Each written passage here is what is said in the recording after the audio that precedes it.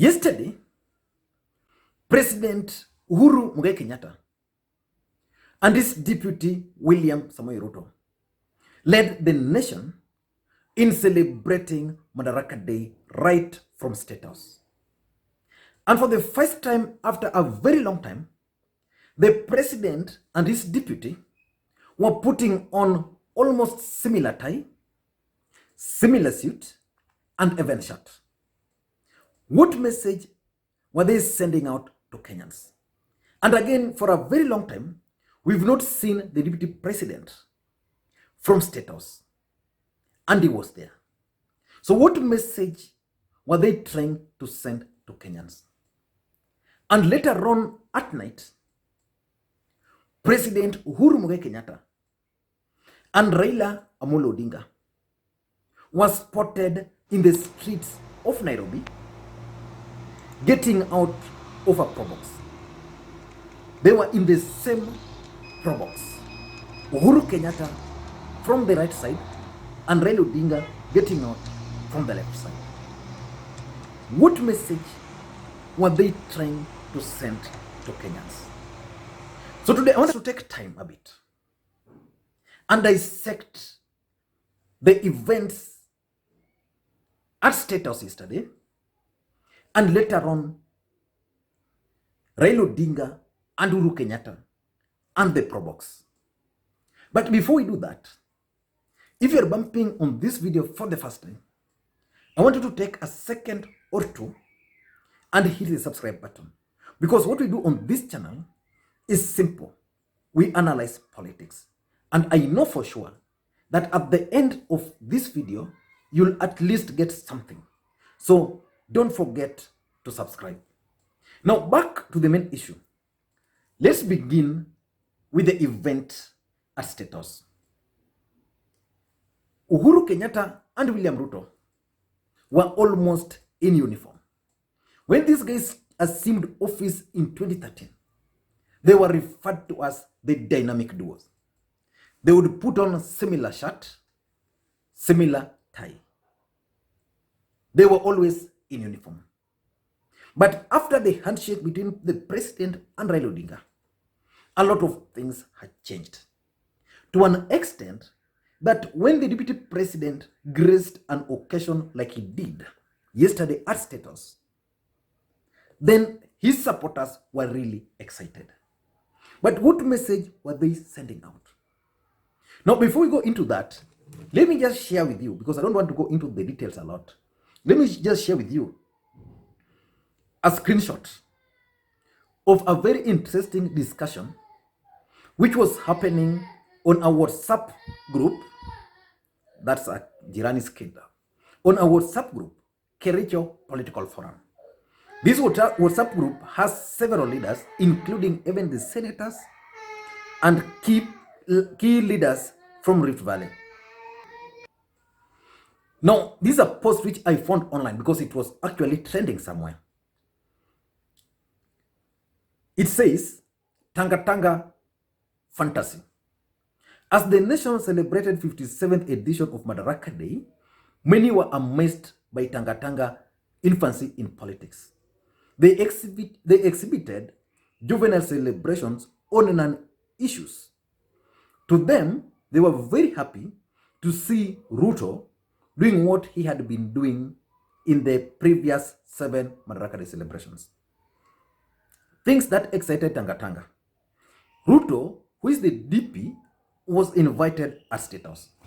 Personally, I don't understand why it was exciting to these guys that the deputy president of the Republic of Kenya was invited to State House. State House should actually be open to the DP. He should be able to access it anytime he wants, because constitutionally, he's part of the presidency. So if these guys were excited about this, definitely it means there is a problem somewhere. It's saying number 2, Ruto got a chance to make remarks before inviting the president. And of course, according to the program which was released before this event, the DP, as the deputy president of the Republic of Kenya, was to speak and then invite the DP. Of course, the DP delivered a very powerful speech, which personally I loved. But it also excited these guys, and I'm wondering, why would they be excited that the deputy president spoke last, then the president. This guy also notes that Raila Odinga, who is not in government, was not amongst the speakers at the event. Another interesting observation. Of course, Raila Odinga is just an ordinary Kenyan like me and you. So that was a national event. If the governor of Nairobi was there, he would have spoken. But because he was not there, he was there, but because of the challenges he's currently facing, the president opted for the chair of the Council of Governors, Oparanya. So Raila did not speak, and that really excited Team Tangatanga. Then he's saying Ruto had a short talk with the president behind the tent after the event. I don't want to call it short, but again, the deputy president kind of had a very lovely, intimate discussions with President Uhuru Kenyatta after the event, and the videos were actually shared online. And that's why I'm saying we need to really figure out the message which these two gentlemen were trying to send out to Kenyans. So they spoke, and photos were circulated, the videos were there. But this guy believes that this was exciting, these guys. But personally, I would be also happy if I was one of the key supporters of the DP. They're also saying Atwoli, who is not in government, did not get the opportunity. Because after that event, a lot of Tangatanga guys were asking, kwani wapi Atwoli, kwa nini hakuongea? Yeah? Then Ruto came to the event accompanied by his wife. Of course, she's the second lady, but that's not important. The other important point which I wanted us to make is that as much as the DP, the other important point I wanted to make is that the deputy president had almost a similar uniform with the boss. Now, you go to the first ladies, they viewed all these events right from the balcony. That was also a very serious statement to Kenyans. But in my view, the message which these guys were sending out to Kenyans, or what they were trying to achieve, were three. Number one, I think the president and his deputy were keen on reducing the tension in the Jubilee Party. The president had announced that the next day he was going to hold a parliamentary group meeting of Jubilee Party. So tension had to be lowered. And to lower the tension, they had to put on similar shirt. And just like someone was trying to note that probably the DP has invested heavily on people around the president. So some of them probably notified him on the kind of the dress the president was putting on. But again, might not be true. The mere fact that it was arranged that the first lady and the second lady were going to observe this from a balcony, there's even the chance that the first lady and the second lady agreed on the kind of attire these guys were going to put. So probably it was to reduce tension. Because after that, people started now, okay, you could see now people like Kimani Gujiri talking of coming to respect the president and the rest. Number two, in my view, it could also be a bait. Probably the president was not trying to bait Team Tangatanga, that nothing is really happening. And because we're in politics, that's a possibility.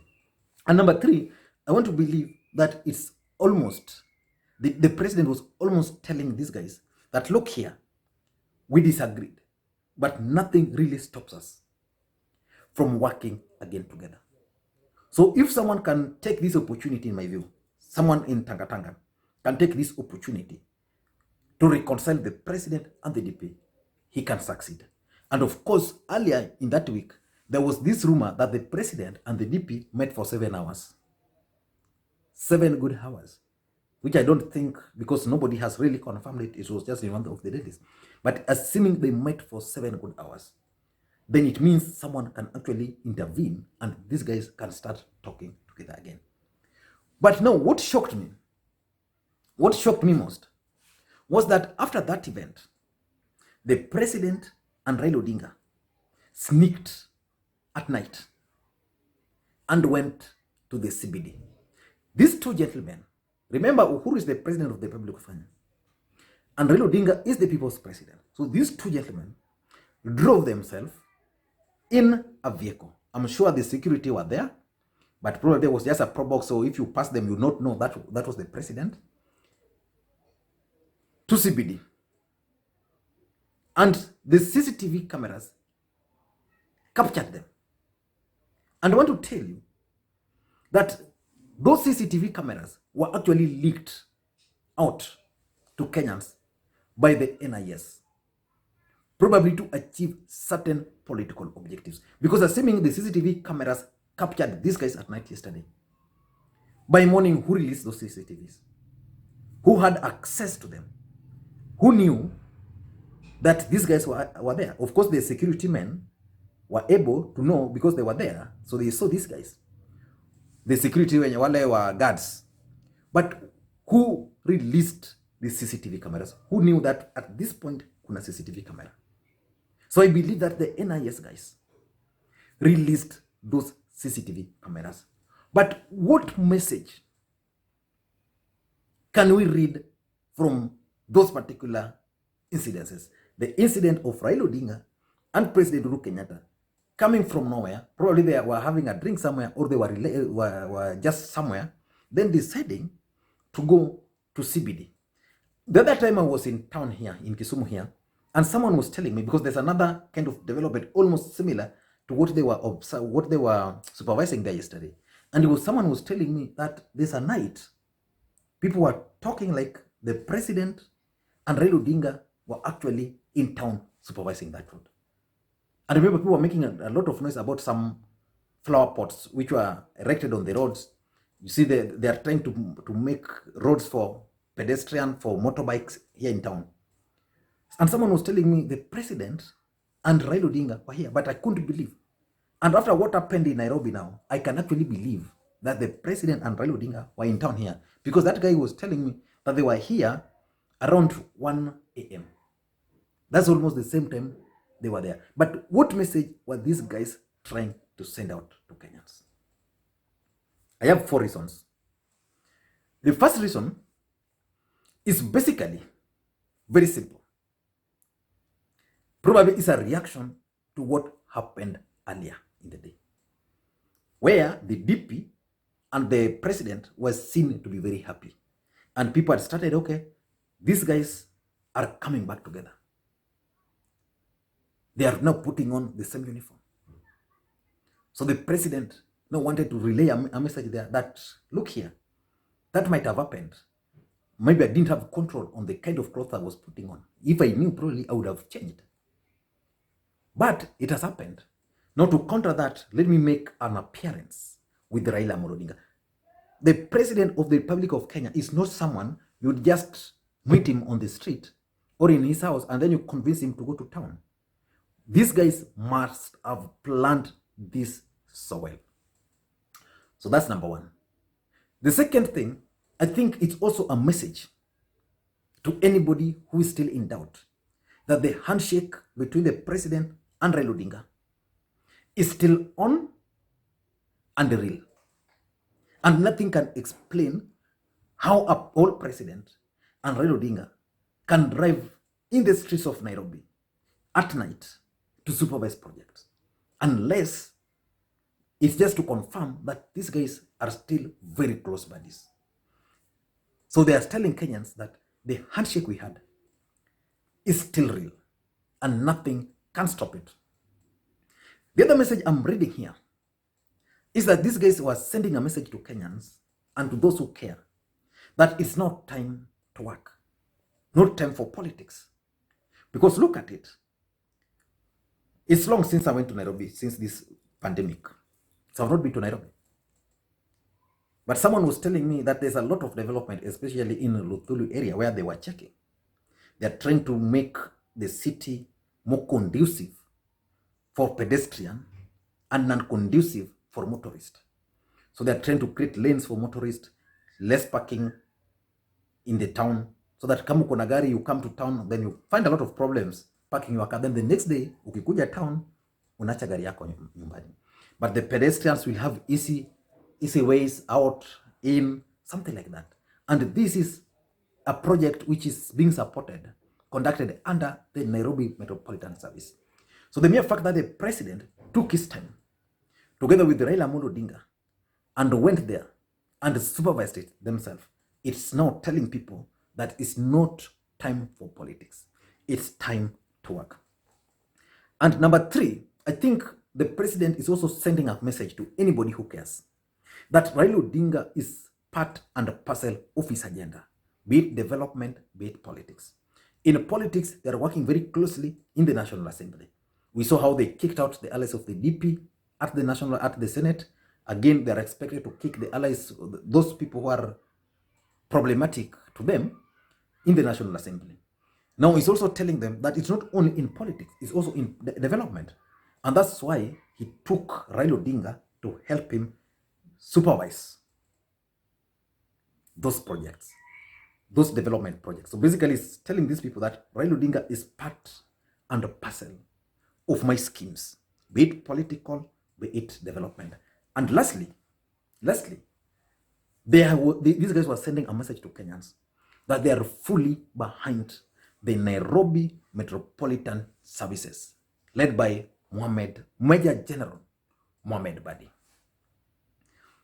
Mike Sonko is opposed to these guys.